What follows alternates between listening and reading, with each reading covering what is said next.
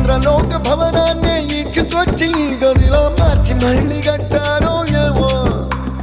మాయజాలము తెలుసు మంత్రగారడి తెలుసు రెంటి కన్న ఇది ఇంకోటేమో నీలాకాశం నేలాకొస్తే ఇట్టాగే ఉంటాదో ఏమో ఈ సంతోషం దాచాలంటే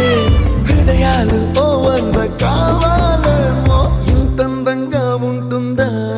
ఈ లోకం ఇన్నాళ్ళు ఈ మనసుకి తెలియాలేదే పాపం